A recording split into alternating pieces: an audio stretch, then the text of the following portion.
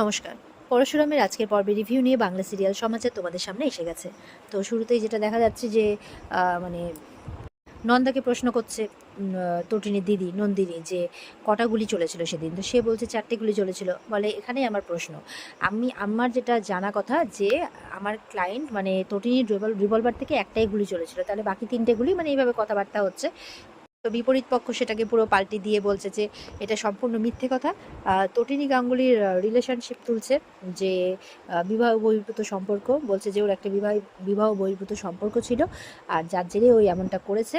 আর ওই করেছে, ওর বন্দুক থেকে 3টে গুলি চলেছে, আর যার সাথে সম্পর্ক ছিল তাকে আমি এনে এখানে প্রমাণও করে দিতে পারি। তো তটিনীর চরিত্রে উল্টোপাল্টা কথা বলা হচ্ছে তটিনীর চরিত্র নিয়ে, যে সেই ছেলেটির সাথে নাকি তটিনীর সম্পর্ক হয়, ঘনিষ্ঠ সম্পর্ক হয়, তার জেরেই এই স্বামীকে খুন করে, এরকম উল্টোপাল্টা কথাবার্তা বলছে। তটিনী তো কেঁদেই যাচ্ছে। ওদিকে দেখা যাচ্ছে সেই ছেলেটি গাড়ি থেকে নেমে ও কোর্টের ভেতরে চলে আসছে। পরশুরাম কিন্তু সবটাই আড়াল থেকে দেখছে, শুনছে। যাই হোক, পরশুরাম তো দেখছে, আর ওদিকে দেখা যাচ্ছে সেই ছেলেটি কোর্টে চলে আসে। তাকে দেখে তটিনীর কিন্তু আবছা আবছা কিছু একটা মনে পড়ছে। সম্ভবত কলেজ লাইফে এই ছেলেটি মনে হয় তটিনীর পেছনে পড়েছিল বা পছন্দ করতো, এরকম কিছু একটা হবে। তো সেটা আবছা আবছা মনে করছে, কিন্তু পুরোটাই মনে করতে পারছে না। এরপর যখন ছেলেটি কাঠগড়ায় ওঠে, তখন বিপক্ষের উকিল জিজ্ঞাসা করছে, আপনি কে চেনেন? তো তিনি বলছেন, না, না চিনি না। বলে, সত্যি করে বলুন, মনে করার চেষ্টা করুন, আপনি কে চেনেন? বলছে, চেনা চেনা লাগছে, কিন্তু আমি চিনতে পারছি না, বিশ্বাস করুন কিছুতেই চিনতে পারছি না। সমানে কেঁদে যাচ্ছে, আমি কিছুতেই চিনতে পারছি না। তারপর আবার ওই বিপক্ষের উকিল ধমক দিয়েই যাচ্ছে যে আপনি চেষ্টা করুন, চেষ্টা করুন। ছেলেটি নাকি তটিনীর কলেজের সিনিয়র ছিল। বলছে, নামটা মনে করুন, নামটা মনে করুন। অনেকক্ষণ পর তটিনী দেখা যাচ্ছে যে অবাকভাবে নামটা মনে করছে। নাম হচ্ছে পরীক্ষিত। এই ছেলেটি তটিনীর প্রাক্তন প্রেমিক বলে আখ্যা দিচ্ছে বিপক্ষের উকিল, আর বলছে পরে এর সাথেই নাকি সম্পর্কে জড়িয়ে পড়ে, যার ফলে এই ত্রিকোণ প্রেম, আর ত্রিকোণ প্রেম থেকে খুন, তাই বলছে। আর ওই ছেলেটি উল্টোপাল্টা বলে যাচ্ছে, তটিনীর নামে আরো বদনাম করার চেষ্টা করছে। বলছে যে তটিনী, এমনটা করতে পারলে, তুমি খুন করলে, মানুষ খুন করলে কেন? আমি তোমাকে ভালোবাসি, তুমি আমাকে ভালোবাসো, আমি মানছি আমাদের মধ্যে একটা ঘনিষ্ঠ সম্পর্ক হয়েছে, ঠিক আছে, সবই ঠিক আছে, কিন্তু তুমি খুন কেন করলে? এইভাবে বলছে।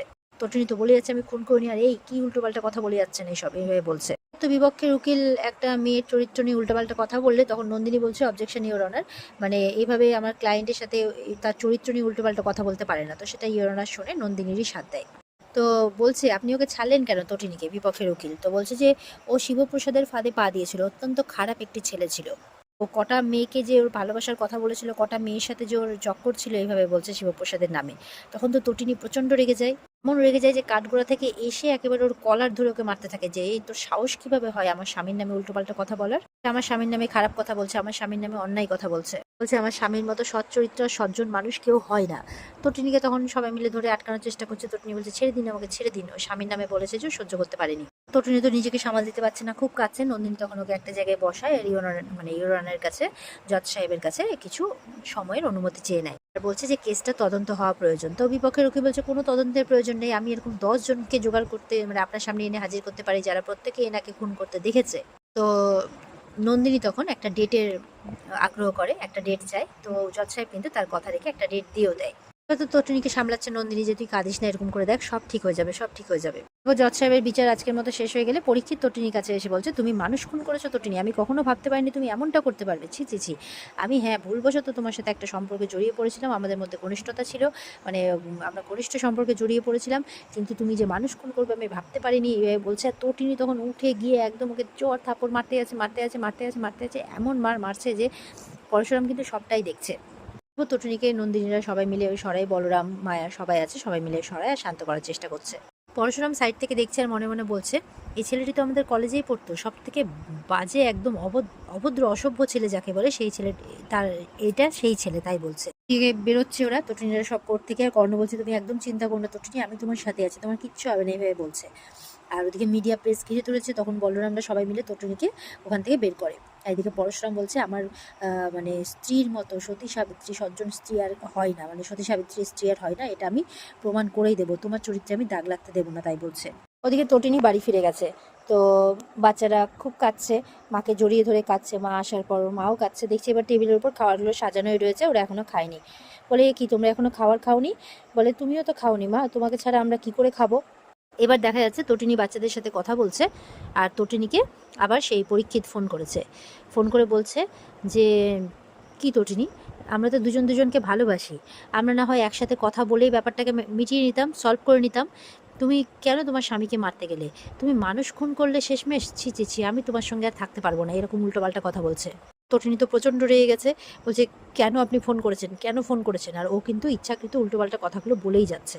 বলছে শিবপ্রসাদ ডিভোর্স দিচ্ছিল না তো, তো ঠিক আছে, আমি তোমার হয়ে না হয় কথা বলতাম, আমাদের কথাটা আমি শিবপ্রসাদকে বলতাম, তুমি এরকমটা কেন করতে গেলে? তটিনী বলছে একদম চুপ করে থাকুন, আপনি তখন থেকে মিথ্যে কথা বলে যাচ্ছেন, তখন থেকে।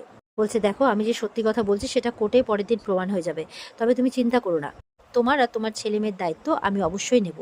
দেখো কিন্তু প্রেসের সামনে না আমাকে ছোট করো না, বুঝতে পারলে? খারাপ দেখায়।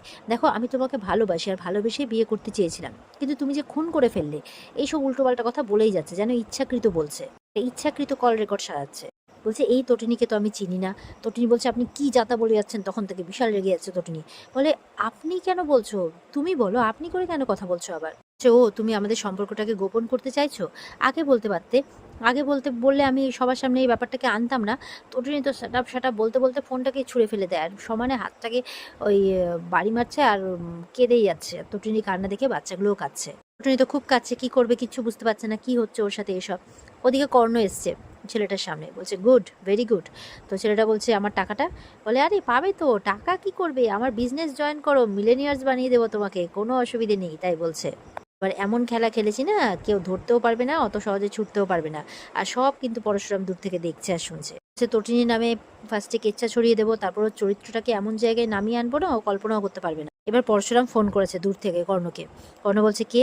বলছে যে তটিনীকে ঘিরে ফেলেছেন চারধার থেকে অভিমন্যুর মতো, কিন্তু আজকালকার অভিমন্যু যে সেই চক্রব্যূহটা ভেদ করতে পারে? বলে না না, পারবে না, পারবে না, কিছুতেই পারবে না। আপনি কে বলছেন?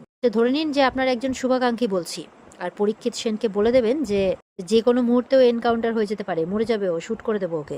যে 3টে বুলেট আপনি শিবপ্রসাদ মানে গাঙ্গুলিকে মেরেছিলেন, সেই 3টে বুলেট আমার কাছে আছে।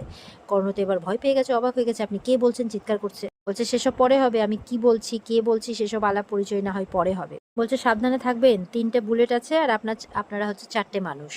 কর্ণ কিন্তু কথাগুলো শুনে বেশ অবাক হচ্ছে।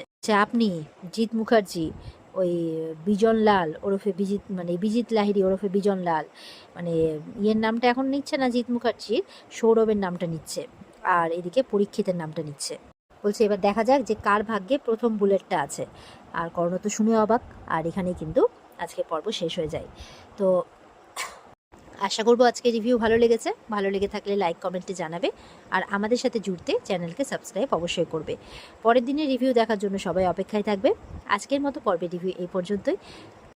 ভালো থাকবে সবাই, টাটা।